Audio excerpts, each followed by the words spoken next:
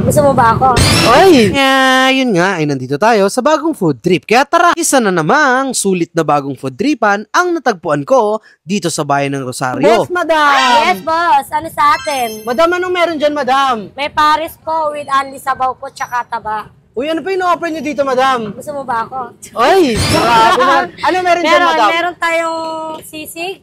Sisig? Yes. Ano po yung sisig nyo? May a la carte po tayo na 100, panggang 4 na tao na po yun. May a la carte, akala ko A la carte. A la carte. Yes. Ano pa meron dyan, madam? Meron tayong dinakdakan. Ay, dinakdakan. Yes. Magkano yung dinakdakan, madam? 60 din, meron din pong a la carte na dinakdakan.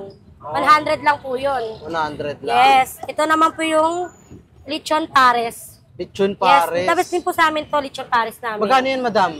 50 pesos lang with rice na only taba pa. Ano yung mga bestseller nyo, madam? Pinaka-best namin lang talaga, sisig talaga, kuya. Sisig talaga. talaga? Po. Yes. O, sige. Dinadayuhan tong Dahil sisig sabi namin. mo, madam, order ako ng isang sisig mo, madam. Yes. A la carte cube ba o with rice? A la carte na lang, madam. Sige po. Dahil dyan may only taba ka. What's up mga tawista, ngayon nga ay nandito tayo sa may Pogs Paresan Sisig. Dito nga lang yan located sa may Rosario, Cavite. Lang sila mismo ng plaza.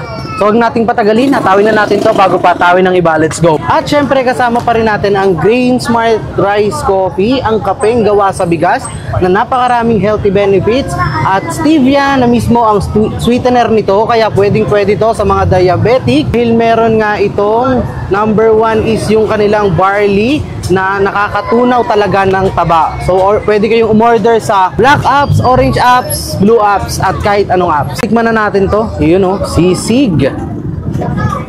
Sa halagang 100 pesos nga lang, matitikman mo na itong kanilang sisig. Yan. Solid na to. Sandaan mo, ganyan kadami. Uy. Tikman natin kung masarap talaga dito.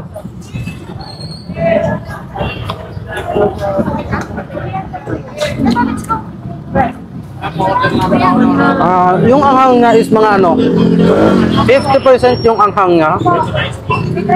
Yung sauce niya is matamis. Kaya nagko-complement yung lasa ng pagkasisig niya.